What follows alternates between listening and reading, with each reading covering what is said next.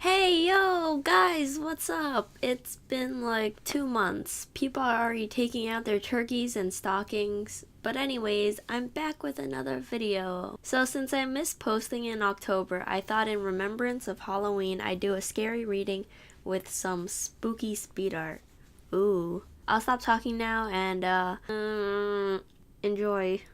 Unless you hate scary stuff, then, sorry? Look at me from Theater Guy. This happened in my junior year of high school. One evening, my mother and stepfather had gone out to some event. Maybe it was an extended dinner or a concert, it's hard to remember. I had stayed at home to work on a paper that was due the next day.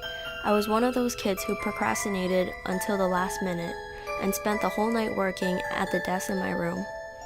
To give you a picture of the room, my desk faces a wall and sits next to a small window that's on the same wall, and from where I sit, my back faces my doorway. While I was working, I was wearing these great headphones that I had gotten for my birthday, the kind that are noise canceling. My parents left the house around 6 p.m., and the whole time they were gone, I sat at my desk, blasting music through my headphones and writing my essay. Occasionally, I would take breaks and watch the rain and lightning outside my window. We lived in Houston at the time, and there was a big storm that night. I never left my desk. My parents returned around 11 p.m.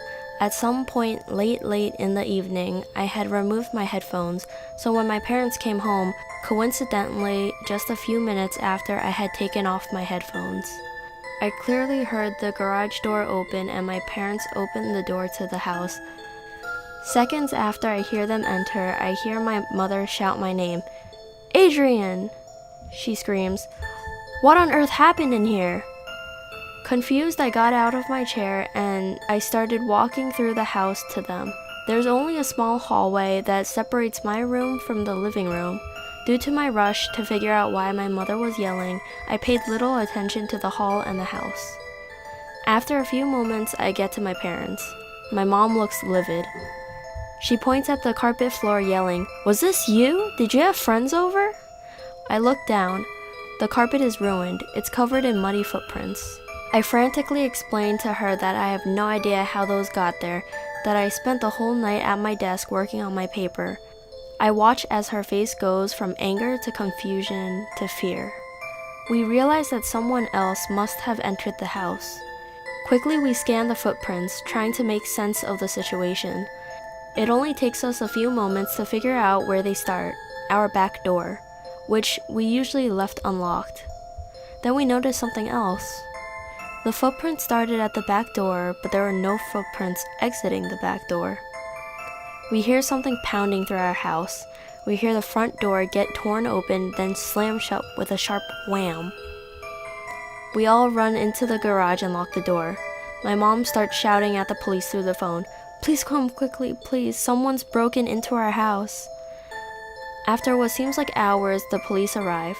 An officer stays with us in the garage as his partner goes through the house room by room. His partner tells us that it's safe to go back in, that there's no one in the house. Then she asks us a question. She asks us whose room is down the hall to the left. My parents look at me and I tell the officer that it's mine. She asks us to follow her down the hall. As we go, it's easy to see that the footprints weave through my house from the back door. They go through the living room, through the small hallway, into my parents' room, which is down to the hall to the right. And then they turn around towards my room. They stop in my doorway.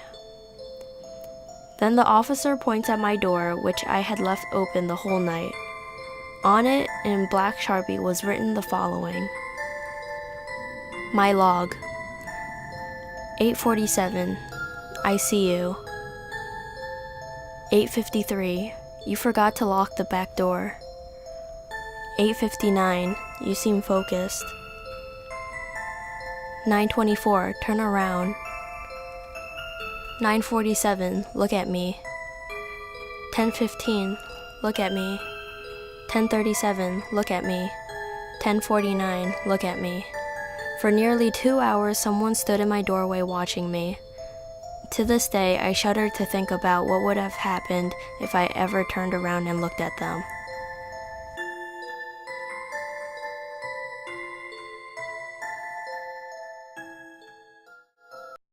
And that concludes the reading. I hope you guys liked it. Leave a like if you did, or comment down your favorite spooky story or if anything has happened to you. And yeah, I found this story pretty creepy since the layout of my room is almost identical to the one in the story.